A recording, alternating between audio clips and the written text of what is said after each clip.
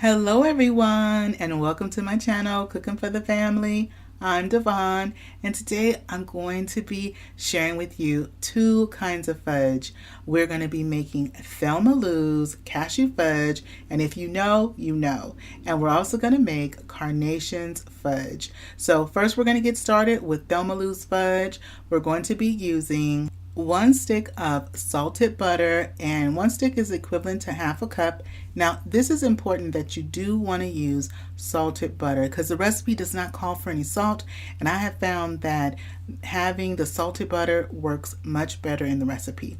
Next we're going to be using some light brown sugar, and this is packed light brown sugar. I put in 1 cup of packed light brown sugar. Now I have my flame down on low because what we want to do is we want to melt our light brown sugar that we have in there with the butter. We want it to really melt and come together. It's going to separate initially, so you're going to see, just like in my pot, how you see the brown sugar, it's the granules. Slowly what happens is, as the brown sugar begins to melt and you continue to mix, because we really want the brown sugar to dissolve and blend in with the butter, and this is going to take a few minutes on low heat. And so we're going to leave this on low heat. Medium low is what you want to have it, because it is going to start to boil just slightly. And when you start to see some boiling going on, it starts to simmer a bit, then we're going to go ahead, start to mix it again. As you see, our brown sugar is dissolving. Our butter's not totally mixed in well with the brown sugar, so go ahead and keep stirring. Now as we stir and our sugar continues to dissolve, then this is usually going to take about maybe 4 to 5 minutes or so. Now when it gets to this point and the brown sugar has dissolved pretty good, we're going to add in a little bit of liquid. The liquid that we're going to be using is going to be some milk. You can use either 2% milk or whole milk. I'm using 2% milk, and that's 1/4 of a cup of milk. Now once you add the milk, you want to keep stirring. Go on and stir, because we are blending in the brown sugar, the butter, and the milk. You want them to be it's going to be a light brown color, just like that. And so you're going to have first some streaks of our milk, but then everything should come together as you continue to mix.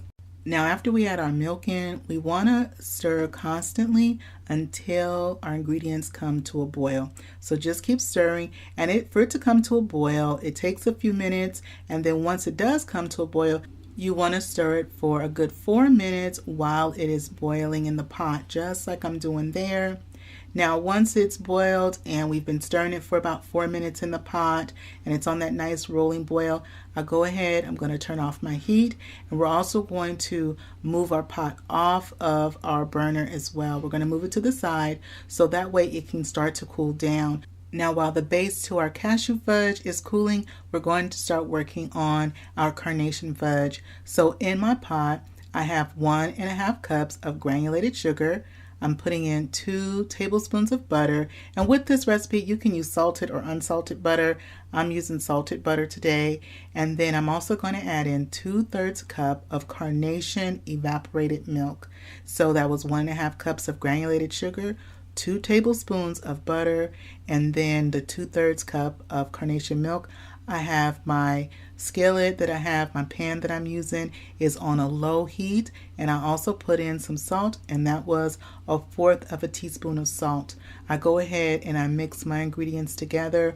Again, I have it on a low flame to start with because we want to gently melt the butter, and we also want to dissolve the sugar. And so I like to start this off on a low heat so that way those things can just gently melt and dissolve together. Now this is a part of my 12 days of cookies and holiday treats, where every day leading up to Christmas Eve I share a recipe, a cookie recipe, or a fun holiday treat or goodie that we can make and share with our family and our friends and our neighbors. And so today I'm sharing with you 2 different kind of fudge that you can make to share with your friends and your family. Now once our ingredients are cool, we're going to add in some powdered sugar. Now your powdered sugar, you want to sift it first. So I went on and I sifted my powdered sugar. Now the powdered sugar, we're using 1 3/4 cup of powdered sugar up to 2 cups of powdered sugar. So I went on and I sifted 1 3/4 cup of powdered sugar. And then we want to add in the powdered sugar a little bit at a time. And you see, it's important that you do want your ingredients to be cool, because if not, when we put in our powdered sugar, it will just dissolve into our ingredients. And we don't want it to dissolve. We want it to actually set up and become thick, just like it is. And it's going to become a nice thick fudgy consistency. And so you want to put it in a little bit at a time and go ahead and mix. And now earlier I had said that I like using salted butter in this recipe because the recipe doesn't call for any salt. And what I found is that using salted butter really helps to offset the sweetness of the cashew fudge. And when I use my cashews, and we're going to be putting in 1 cup of chopped cashews, I also like to use the salted cashews, and these are the sea salt actually cashews that I like to use. It gives the fudge a really nice flavor with the salted cashews, and then that nice creaminess that we're going to have from the cashew fudge, from the base and the brown sugar, and it comes together really well, I found, with the salted butter and using those salted cashews. So it's become very thick, and this is what we wanted. We want it to become a nice thickness. Now we're going to take our 9x9 pan. So I have my 9x9 pan that I've gone on and I've sprayed lightly. And so once I've sprayed it lightly, we're going to go ahead, while it's still just slightly warm, but it is starting to cool up. And as it continues to cool, it will thicken up. So you want to kind of work fast. Now I have mentioned this is Thelma's Cashew Fudge. And if you know, you know. Thelma Lou is a character from an old TV show from the 60s. And she had a boyfriend on the show, and his name was Barney Fife. And she always made cashew fudge for him. And so if you know the name of that TV show, put it in the comments down below and let me know if you know what I'm talking about with this Thelma's Cashew Fudge. And so actually I buttered, I think I said I sprayed my 9x9 pan. I actually buttered it lightly with some butter. Then I went on, and you want to press it and get it nice and firm. I'm going to put this to the side and let this cool, let it finish cooling and let it finish setting up. That's going to take a few hours, and so we're just going to put that to the side. Now I'm multitasking here, and so we're finishing up our Carnation Fudge. So once my butter is nice and melted, I went on and I turned my flame from that low flame up to a medium flame. And as you see now, as I'm mixing, everything is starting to boil, and we're coming to a nice rolling boil. Now once you get to the nice rolling boil, you want to have a nice rolling boil for 5 minutes, okay? So let this have a nice rolling boil for 5 minutes, and what you're going to find is not only is it going to be boiling like it is now, but it also thickens up. Now once it comes to that boiling point and it's been boiling for 5 minutes, we're going to go ahead and turn off our flame. We went on and we stirred it constantly through the boiling process. We turned our flame off, and now we're adding in our 1.5 cups of semi-sweet chocolate chips. When you add your chocolate chips, you want to continue to stir. Don't stop stirring.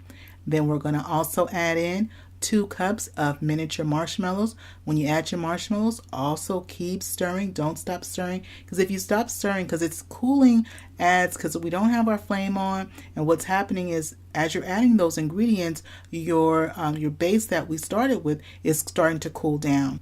Now I'm going to be also adding in 1 teaspoon of vanilla extract. I don't add the vanilla extract in until my marshmallows are mostly dissolved, because what I found is that if I stop stirring that initial time when I add in the semi-sweet chocolate chips and the marshmallows, what happens is my fudge will start to seize up on me. And so as soon as you add those 2 main ingredients in, you want to keep stirring. Once your marshmallows and your chocolate chips are pretty much mostly all dissolved, then I can stop for a quick second and go ahead and add in my 1 teaspoon of the vanilla extract.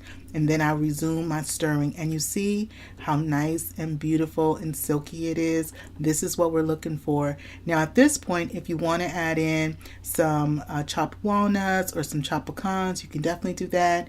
I'm going to add mine in separate into my pan. I have an 8x8 pan that I've lined with some foil, and just on one side of the pan I'm going to put some chopped pecans, because some of the family wants pecans and some of the family does not. And so what I do is I add the pecans in later instead of adding the pecans in all at once in the fudge in the pan. And so I'm going on. Now once you line it with foil, you don't need to butter or grease your foil. You just go ahead, line your 8x8 pan with the foil. Then for me, I put half the pecans on one side. I'm also going to top that side with some nuts, and I'm using a half a cup of nuts, and you can use a half a cup. Now if you put the recipe and you want to put it inside the fudge while it's still in the pan, you can go ahead and also use half a cup up to a full cup, just depending on how many nuts you want in your fudge. So then you want to go ahead and even it out just like I'm doing there. Now in the description box below, I will have a list of all the ingredients you need to make both fudges, Thelma's Cashew Fudge, as well as the Carnation Fudge. And so look in the description box below, right underneath the title, and you'll have the ingredients to both recipes.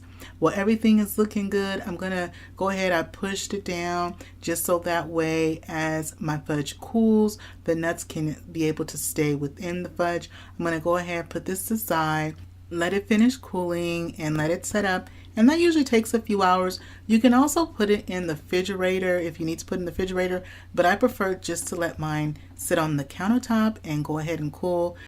Well, it's been a few hours. I went out and did a little Christmas shopping, and so I'm back and our fudge has set up well. I'm gonna cut us some pieces. I'm actually going to go ahead and we're gonna sample this. I'm gonna let y'all try some. And I'm making this though to give out to family and to some of my neighbors, and so I'm looking forward to giving it out to family. I have a couple friends and some neighbors. I've also made some other goodies that are also going to go along with this. Well, this is your piece, this is your bite. Go ahead and take your bite. Now I'm going to take my bite and see how we did. Wow, that fudge is nice and buttery. Well, let's go ahead and give our chocolate fudge a try and see how we did. And this is really easy. You just lift it up. And you know, for the cashew fudge, I think next time I'll use the foil as well. It's going to be much easier just to lift it right out of the pan using this foil. And so I'm going to go ahead and cut us up some. And when you're storing your fudges, you can store them in an airtight container. You want to store them in an airtight container, and they'll last on your countertop in an airtight container for about 5 to 7 days. And when the fudge that I'm going to be cutting and giving to family and to friends and to my neighbors, I'm also going to put it in a container that also has a lid, so that way they can be able to keep it for several days. Well, I've cut you a piece with the pecans. Go ahead and take your bite. Now I'm going to take my bite and see how we did. This fudge comes out so good. And when it comes to the semi-sweet chocolate chips you use, try to get the best chocolate chips your money can buy. Well, that is it for me today. This makes a great display to have on your holiday table or to give as gifts. If you like this video, don't forget to show it some love, give it a thumbs up, click share this video with a friend or family, and don't forget to click that notification bell so you can come back and visit me again in my kitchen and see the rest of the 12 days of cookies and holiday treats. Merry Christmas, and I'll see you on the next one. Bye-bye, everybody.